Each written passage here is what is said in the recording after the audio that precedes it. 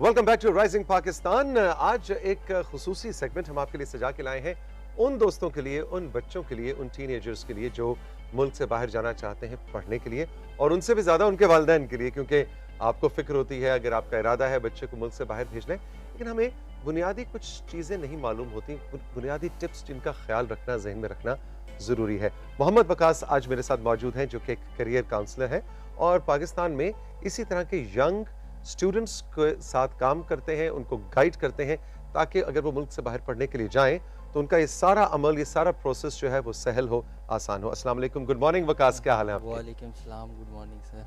अच्छा जी वकास, तो वो क्या 7, 8, 5, 6, 11, 12 टिप्स हैं जो आप हमें बताना चाहेंगे? क्या इश्यूज आते हैं, वो कौन सी बुनियादी चीजें जिनका हम ध्यान नहीं रखते और बाद में मसला होता है? देखें, बुनियादी जो चीज़ें हैं, जब आप स्टडी अब्रॉड के हवाले से सोचते हैं, सबसे पहले डेस्टिनेशन के किस मुल्क आपने जाना है। नंबर 2, आपने ये सोचना है कि आपने किस कोर्स के अंदर जाना है। मोस्टली पाकिस्तान के अंदर जो है एक ट्रेंड आता है, फॉर एग्ज़ाम्पल एक ही कोर्स के अंदर, फॉर एग्ज़ाम्पल BCom के अंदर सारे जाना शुरू हो गए, सारे लोग इंजीनियरिंग के अंदर जाना शुरू हो गए, एक ट्रेंड आता है। तो आपने अपने हवाले से अपने सोचना है कि किस कोर्स के अंदर आपने जाना है। ठीक है। इसके अलावा आपने लिविंग, फूड, कंट्री, कल्चर, बहुत सारी चीज़ें हैं जिनके जो है जिनको आपने अपनी जहन में रखना है और ये स्टेप लेना है।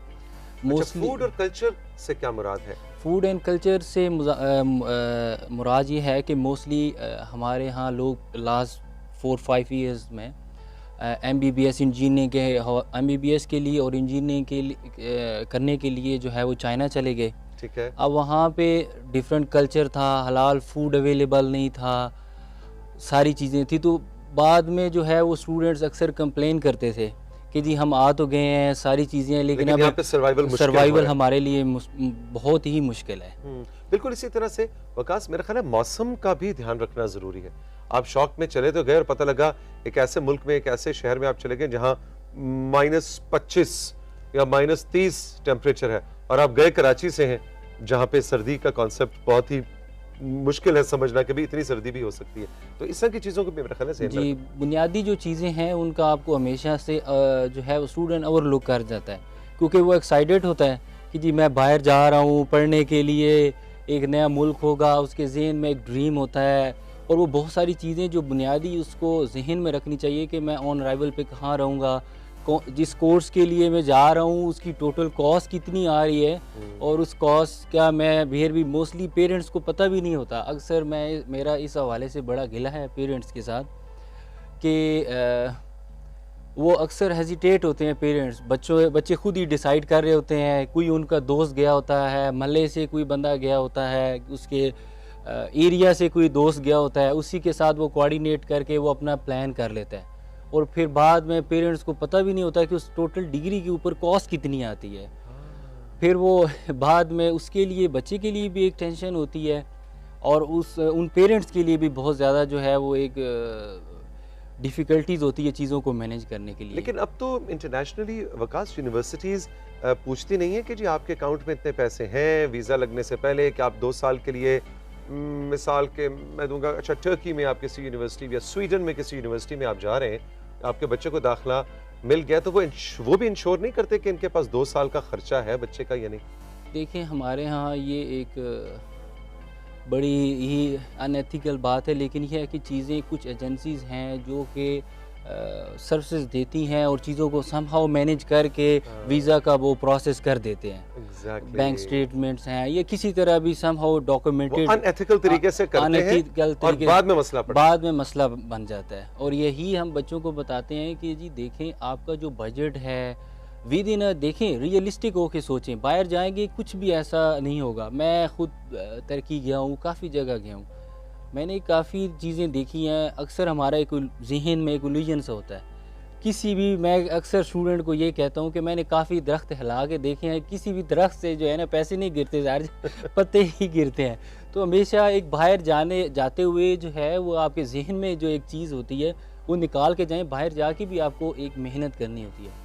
और एक और जो अहम चीज़ है, हमारे यहाँ सबसे ज़्यादा जो इंटरनेशनल जो रिक्रूटमेंट है, जो बच्चे जाते हैं वो अंडर ग्रेजुएट लेवल पे, टीन एज जो होती है, यानी 18 से 25 ईयर्स, क्राइसिस ईयर्स हम इनको कहते हैं, इनके अंदर वो खुद ही डिसाइड कर रहा होता है बहुत सारी चीज़ें। और पेरेंट्स जो है, अक्सर जो है पेरेंट्स हम देखते हैं बड़े बेबस होते हैं, यानी उनका बहुत ज़्यादा कंट्रीब्यूशन नहीं होता उसके डिसीजंस में। सिंपल एक ही माइंड सेट होता है। पेरेंट्स आखिर में थक हार के बच्चे से पूछते हैं, अच्छा हमें ये बताएं कि टोटल खर्चा कितना आता है। बच्चा जो है वो बता देता है जी इतने लाख आ गया मिसाल के तौर पे। पेरेंट्स के जहन में यही बात होती है, अच्छा ठीक है ये 2-4 लाख 5 लाख जो एक अमाउंट है यही है सब कुछ, और हमारा बच्चा बाहर चला जाएगा, चलो ठीक है। उनको ये नहीं पता होता ये तो इनिशियल है, अब पता नहीं ये एक सेमेस्टर की फ़ीस है, एक साल की फ़ीस है। तो ये डिटेल में जाना ज़रूरी है कोई फैसला करने से पहले। डिटेल में जाना ज़रूरी है, और जिस कोर्स के अंदर आप जा रहे हैं उस कोर्स की एक्रेडिटेशंस देखना भी बहुत ज़रूरी है। मिसाल के तौर पे इंजीनियरिंग के लिए जब बच्चा जाता है तो उसको चाहिए कि वो पाकिस्तान में जाने से पहले ही पाकिस्तान इंजीनियरिंग काउंसिल से कंफर्म कर ले कि आया जिस यूनिवर्सिटी के अंदर मैं जा रहा हूँ, जिस कोर्स के अंदर जा रहा हूँ, क्या वो एक्रेडिटेड है कि नहीं है।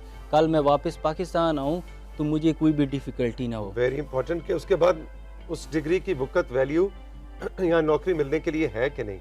मोस्टली ऐसी इंटरनेशनल यूनिवर्सिटीज़ हैं, बच्चा चला जाता है और फिर वापस आता है और फिर उसको पता चलता है ओहो ये तो कोई पाकिस्तान इंजीनियरिंग काउंसिल भी है, मैंने तो इंजीनियरिंग करके आ जाता है और फिर पता चलता है। इसी तरह MBBS ये बहुत बड़ा एक आजकल भी इशू बना हुआ है, और पहले भी ये था कि मोस्टली लोग बाहर चले जाते हैं, वहाँ से MBBS करके आ जाते हैं और PMDC से यूनिवर्सिटी रिकग्नाइज ही नहीं होती, WHO से नहीं होती।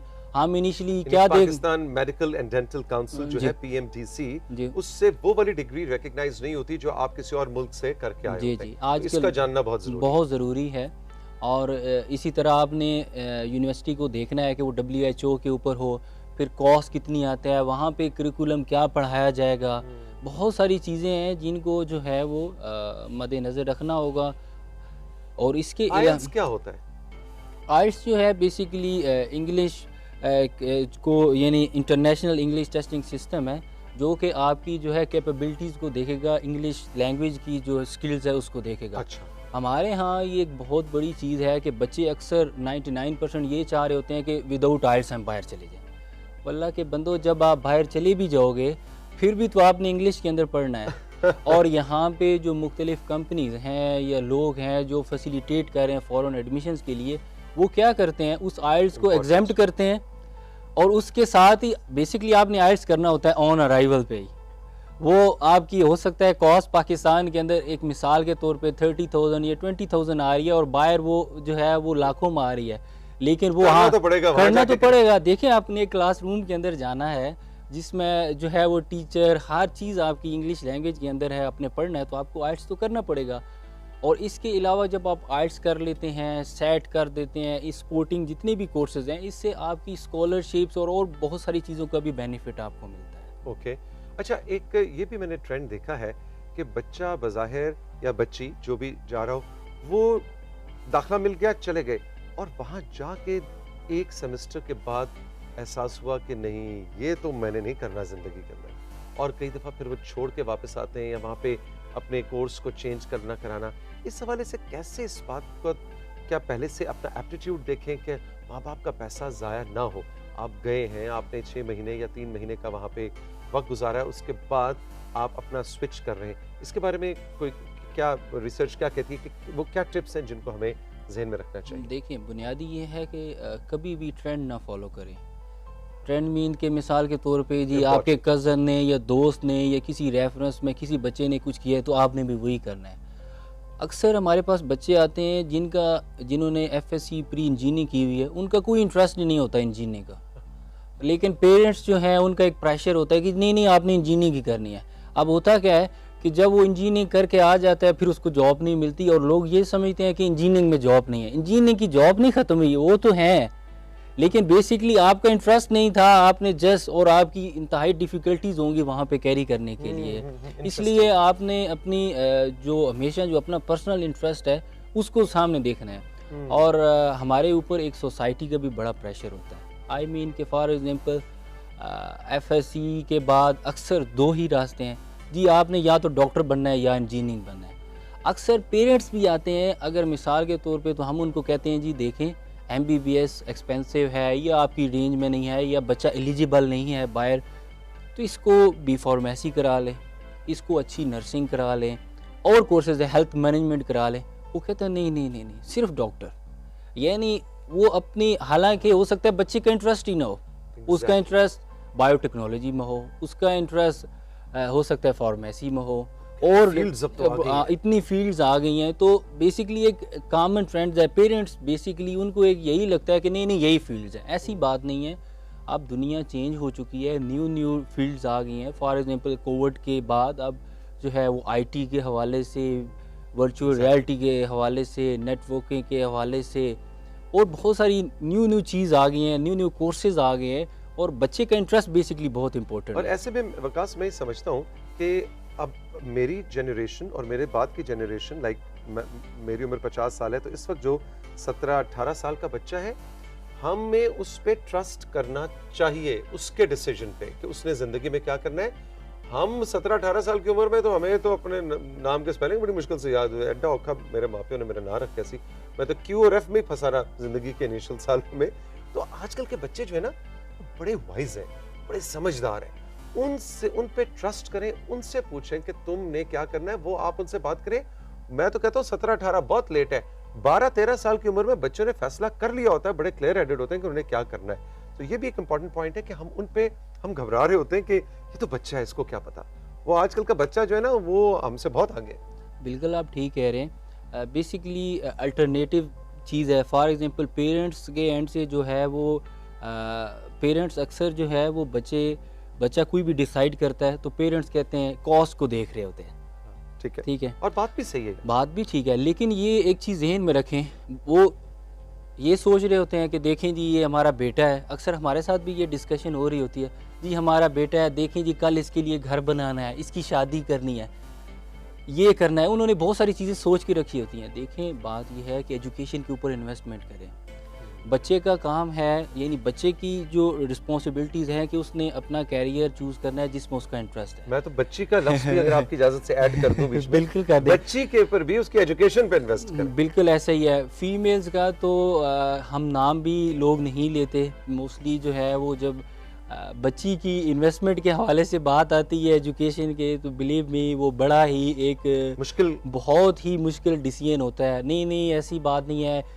अच्छा हम जो हमारे अंदर एक्सेप्टेबिलिटी नहीं है समहाउ। एग्जैक्टली, आप ये मैं सही सच्ची बात बता रहा हूँ कि जब एक बेटी की डिसीजन आता है कि जी हालांकि बेटी को भी जरूरत है एजुकेशन की, हम ऊपर से 100 कह रहे होंगे, नहीं मेरे लिए जी मैं बच्चों में आज तक मैंने फर्क नहीं किया, लेकिन फर्क करते हैं स्पेशली एजुकेशन में। और जब बाहर जाने का डिसीजन होता है तो बेटी के ऊपर वो सोच रहे होते हैं नहीं, और फिर वो एक बहाना होता है, लेम एक्सक्यूजेज होते हैं, नहीं जी वहाँ कल्चर डिफरेंट है, वहाँ ये हो जाएगा वो हो जाएगा। हालांकि यानी एक सेफ एंड सिक्योर इन्वायरमेंट है, और मैं समझता हूँ कि फ़ीमेल्स को भी इक्वल अपॉर्चुनिटी मिलनी चाहिए, और फीमेल्स ज़्यादा लायक होती हैं। उनको थोड़ा सा अगर आप प्रॉपर उनकी काउंसलिंग कराएं और प्रॉपर कंसल्ट करें, और मोस्टली फीमेल्स स्कॉलरशिप विन कर लेती हैं क्योंकि वो सेट कर लेती हैं, मुख्तलिफ स्पोर्टिंग कोर्सेज फोकस्ड होती हैं, और मोस्ट ऑफ द टाइम वो जो है ना वो स्कॉलरशिप्स उनको मिल जाती हैं। जनरली ट्रेंड इस वक्त क्या है, क्योंकि आपका ओढ़ना बिछोना इसी काम के अंदर है